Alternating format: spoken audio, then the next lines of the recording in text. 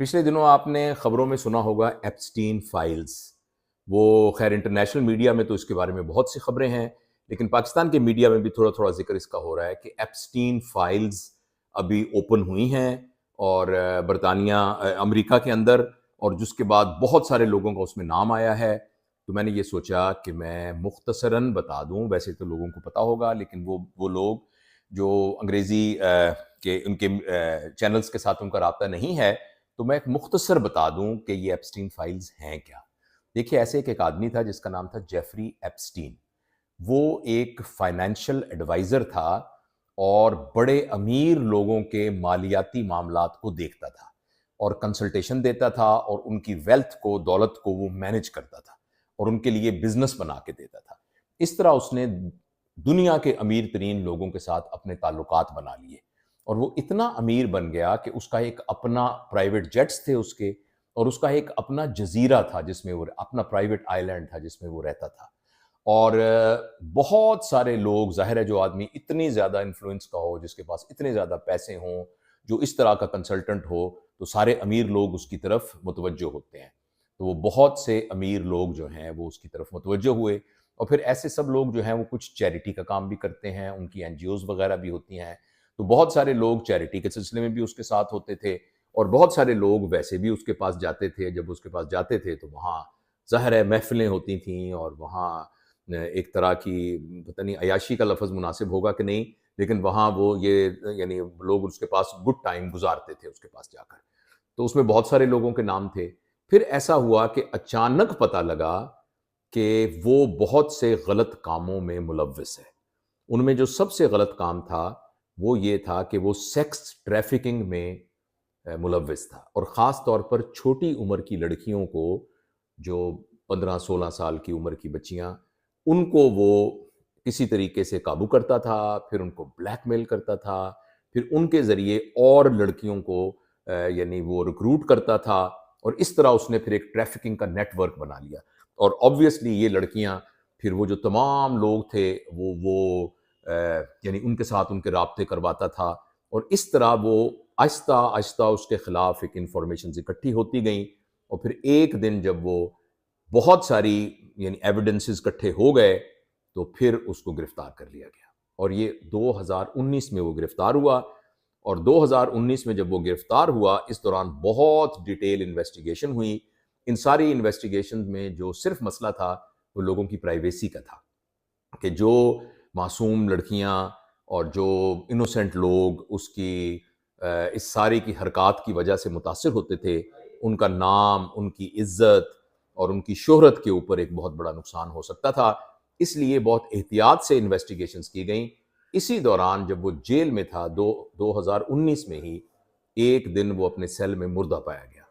اور یہ پتہ لگا کہ اس نے خودکشی کر لی. بعد میں انویسٹیگیشن ہوئی تو پتہ لگا کہ وہ خودکشی، یہی ایویڈنس ثابت ہوا کہ اس نے خودکشی کر لی.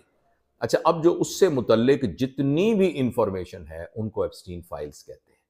اور وہ ایپسٹین فائل اس سے پہلے بھی ریلیز ہوئی ہیں، اور جب وہ ریلیز ہوتی ہیں تو ان کے ساتھ بہت سارے لوگوں کے نام بھی ریلیز ہوتے ہیں کہ ان لوگوں کا بھی ایپسٹین کے ساتھ تعلق تھا. لیکن یہ ویریفائی نہیں کیا جا سکتا کہ جس شخص کا اس کے ساتھ تعلق تھا، کیا اس نے کوئی کسی غلط کام میں بھی ملوث تھا کہ نہیں تھا. اس میں بہت سارے لوگوں کے نام ہیں، مثلاً جو سابقہ شہزادے، کیونکہ انہوں نے اپنی شہزادہ ہوڈ جو تھی اس کو چھوڑ دیا تھا، اینڈریو، جو کہ برطانوی شاہی خاندان سے جن کا تعلق ہے، اینڈریو، ان کا نام آ رہا ہے. اور ظاہر ہے کہ یہ بہت ہی سگنیفیکنٹ بات ہے کہ اتنے مشہور آدمی اور اتنے بڑے خاندان کے بندے کا نام آ رہا ہے. اسی طرح بل کلنٹن کا نام اس کے اندر ہے. اس میں تھوڑا سا تعلق جو ہے وہ ڈونلڈ ٹرمپ کے بارے میں بھی آ رہا ہے. ہندوستان کے جو یعنی وزیر اعظم ہیں نریندر مودی کا نام بھی ہے، اور بہت سے اور لوگوں کے نام بھی ہیں جو اداکار ہیں، ایکٹر ہیں،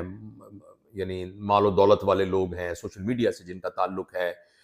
فلم انڈسٹری سے جن کا تعلق ہے، سیاست سے جن کا تعلق ہے، ان سب کے بہت سارے لوگوں کے نام اس میں آ رہے ہیں. لیکن ایک بات بہرحال بہت ضروری ہے جاننا، کہ ضروری نہیں ہے کہ جس کا نام آ رہا ہے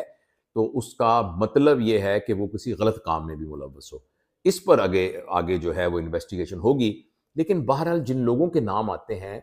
وہ اتنے اہم لوگ ہیں کہ ان کے نام آنے کی وجہ سے چاہے ان پر جرم ثابت ہو یا نہ ہو، لیکن چونکہ وہ ایک مجرم شخص کے ساتھ تعلق ہوتا ہے تو ان کی پبلک فیم میں بڑا فرق پڑتا ہے، وہ میڈیا کی وہ خبروں کا حصہ بنتے ہیں اور ان کی اپنی پرسنل سوشل لائف کے اوپر اس کا بہت امپیکٹ آتا ہے، اور اگر وہ سیاسی لوگ ہیں تو ان کی سیاست پر بھی اس کا بہت زیادہ امپیکٹ آتا ہے۔ تو اس طریقے سے یہ ہے ایپسٹین فائلز، اور ابھی حال ہی میں پتہ نہیں 3 ملین پیج، سوری اگر یہ ایگزیکٹ لفظ نہ ہو مجھے اب یاد نہیں، یعنی بہت بڑی تعداد میں اس میں پیجز ہیں، بہت ساری ویڈیوز ہیں، بہت سارے امیجز ہیں، وہ امیجز سارے ریلیز ہوئے ہیں، اور وہ جیسے ہی ریلیز ہوئے ہیں تو پوری دنیا میں ایک شور مچ گیا ہے، اور وہ لوگ جن کا اس میں سے نام آ رہا ہے ان کے بارے میں خبریں آنی شروع ہو گئی ہیں۔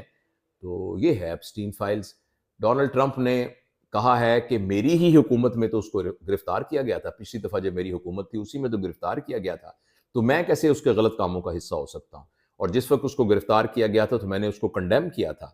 تو اور دوسری بات یہ ہے کہ ٹھیک ہے میں ایک دفعہ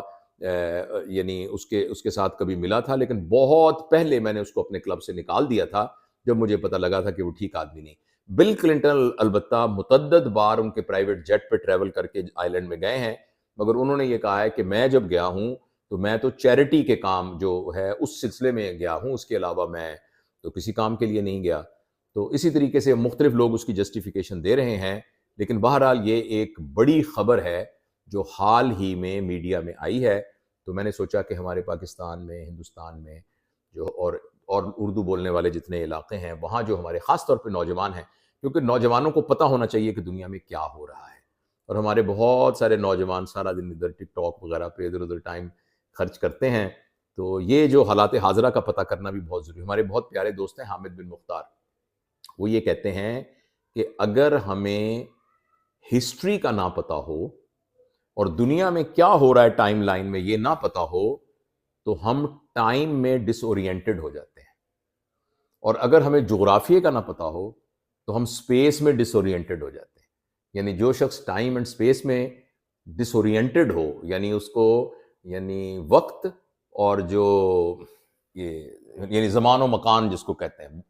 زمان و مکان، ٹائم اینڈ سپیس، زمان و مکان سے وہ بندہ کٹ جاتا ہے جس کو جغرافیے کا نہ پتہ ہو اور جس کو تاریخ کا نہ پتہ ہو، اور یہ سارے کے سارے واقعات جو ہیں یہ پھر تاریخ کا حصہ بنتے ہیں۔ تو جو ہمارے عہد میں جو کچھ ہو رہا ہے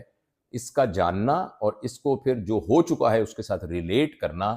یہ انسان کے شعور میں ایک اضافے کا باعث بنتا ہے، اس کی سمجھ میں بہتری کا باعث بنتا ہے۔